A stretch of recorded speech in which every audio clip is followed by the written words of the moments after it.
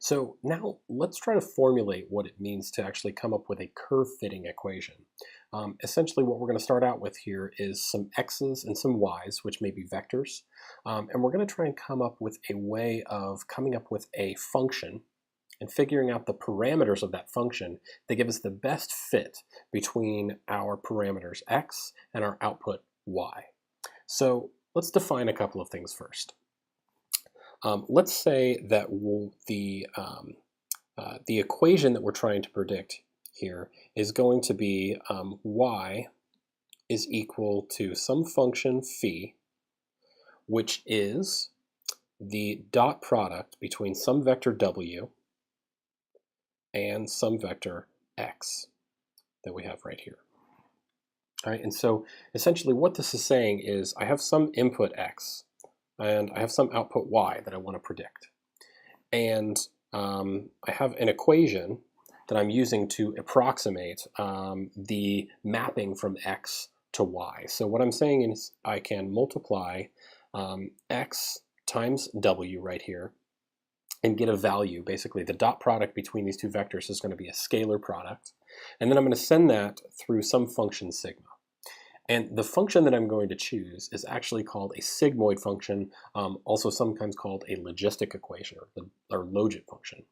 And so what I can say here is that the phi of some variable a, it actually can be written down as 1 over 1 plus the exponent of negative a. Right here, just like that. So this is the equation for phi of a. And a is just a scalar value. And so whenever I multiply these two things, w and x together, it doesn't matter how big x is. As long as w is the same size, the dot product between them is just going to be a single number, a scalar value. And we'll denote that as a value of a. The sigmoid function is really interesting because if we draw out what the sigmoid can represent, essentially what we can do here is I can say the sigmoid, if this is 0 down here and 1 up here, the value of a that I get when I pass it through here, as a essentially increases, I'm going to get a value that looks like this. Get a logistic function that looks like that. And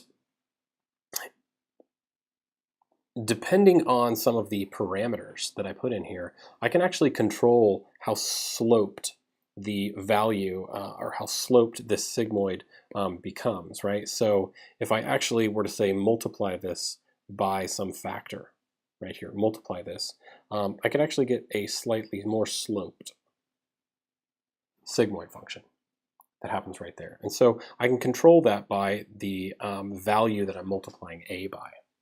So for us, what we're actually going to be doing here is we're going to define our problem as a curve fitting problem where we have to map our values. And what we're going to be looking for are what are the values of w that get me the best fitting equation right here to map x and y together. So essentially, let's define this y. The different instances, y is going to be denoted by different instances. So I'll have different examples, right? So y could be 0.1, maybe the first element, and then it could be 0.2, maybe it's 0.9, and it goes all the way up to, let's say I have some number of values of y. And for each of the values, let's say this is the first instance, this is the second instance, the third, all the way up to cap n number of instances that I have right there. Then I'm also going to have some values of x for each of those, and x is going to be a vector, right? So if I have 0.1 and 0.3, then this maps to the value 0.1. I want to use the values 0.1 and 0.3 to try to find out that there's a 0.1 value right here. That should be the mapping. Or x could be, 0.2 and 0.45. And that's supposed to map to 0.2. All the way over here to cap n number of different examples that I need to map to that. And the way that I do that is I want to find some w vector which has an unknown pair of parameters right here. I need to figure out what the first parameter is and what the second parameter is, such that when I multiply w times x and pass it through this sigmoid function, it closely gets the values of y that I really want to have. And so essentially what I'm going to be saying, the value for y is going to be given by 1 over 1 plus the exponent of negative w dot producted with x. And for each of these values, so let's say this is the first instance, this is the second instance, this is the third instance, all the way to cap n number of instances of things that I have. Well, I can just denote that with a superscript. I can say, okay, well, the ith instance of y right here is predicted by the ith instance of x right here. So each of these, this becomes, this one, I have some values. The first instance of x, I have the second instance of x, all the way up to I have cap n number of instances of x. And I have the same thing with y, right? Y, I have, the first instance of y, I have the second instance of y, all the way up to the cap nth instance of y that I have, right? So let's come up with an equation for how we would do this. So let me get a new page here. What we're going to want to define here is essentially a set of matrix multiplications to where we can give this to a update equation inside of SciPy or NumPy, a minimization equation, to figure out what the differences are, what the optimal parameters of W are. Now, eventually, as data scientists, we're going to want to know exactly how we find those W vectors. But for right now, all we need to do is say, well, let's define some objective function that we know things are close to one another when we're actually able to, we know that when they are close to one another, finding the W values. So let's define this. Let's say our prediction y hat, the ith instance, is equal to our sigmoid of w dot product with x of I. So y hat becomes our prediction. Now, what we want to do here is we would really like y hat to be as close to the real value y as absolutely possible. So we could define our objective function. What we really want to try and make small is the sum over all I of y, the ith instance of y, minus y hat, the ith instance of y hat. And if we squared that value, basically what we're trying to do is we want to minimize the mean squared, the sum squared error between what we have predicted and what we are given, right? What we'd like to predict, these y sub i's, and we have these predictions y hat. Right? We want to minimize that value. Well, in order to minimize that value, what we actually need to do is we need to take the derivative of this whole function with respect to both of the, if this is W1 and this is W2, we need to take the derivative of this with respect to W sub 1, and then we need to take the derivative of this equation with respect to W sub 2. And once we've done that, that's going to give our optimization algorithm essentially some direction how it's going to be able to minimize the function that we have right here, how it minimizes this right here. So essentially, this is not too bad of an equation to take the derivative of, so we can do it really quickly.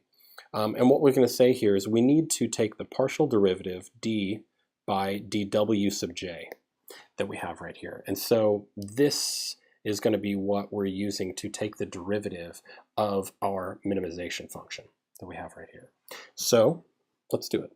We want the partial derivative with respect to w sub j of our objective function. And that's simply going to be equal to, we can take the derivative inside the sum. So now we have d by dw sub j of y, the ith instance, minus y hat, the ith instance, all squared. Now, the only thing that we really need to be taking the derivative of in here is actually y hat, because y hat right here is the only thing that is a function of w. It's the only thing that has a w in it. So that's the only thing that's going to have a non-zero derivative when we take the derivative of it. But to do this, we have to take the chain rule of our objective function. So our objective function means we have to take the derivative of the function right here, and then multiply it by the derivative of what's inside the function right here. So if we do that, we're going to have the sum over I, and the derivative of something squared is just 2 times that something. So this is going to be 2 times y of I minus y hat of I, multiplied by the derivative d by dwj of the inside of this. So the inside of this is going to be y of I minus y hat of I. Right, now this is going to go to 0, but this will actually have a derivative, a non-zero derivative that we need to take into account. And so what we do here is we'll pull that negative sign out. So this is going to be negative 2 all over the sum of yi minus y hat, the ith instance. And now we need the derivative of y hat. And it turns out that the derivative of a sigmoid function, right? So if I were to say d by dA of phi of a, well, it's actually got a really compact notation. It's actually just phi of a multiplied by 1 minus phi of a right here, right? So it's a really compact notation. It's just phi times 1 minus phi, the function itself. So we can do that here. Since we have this d by dw sub j of y hat of I, let's do it. So we're just going to have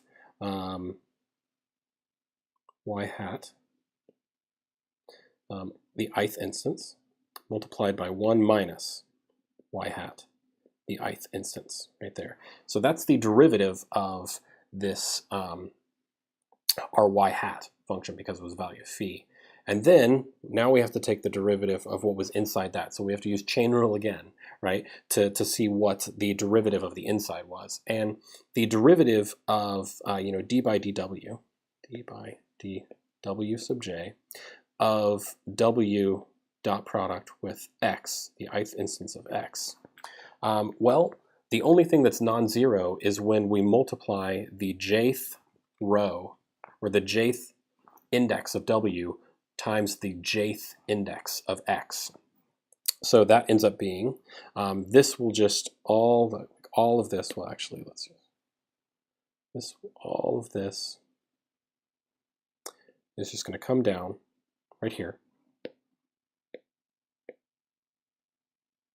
And essentially,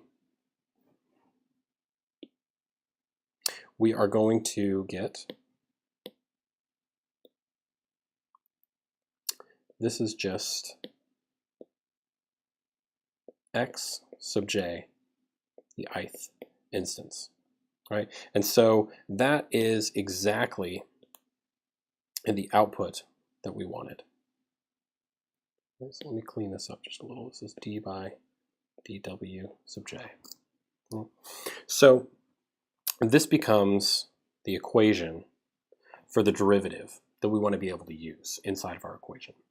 And so, we could directly implement this just using Python code. But actually, it's going to be a lot simpler if we try to convert this over to matrix notation, right? So we're summing over I right here, right? So we're summing over I with this.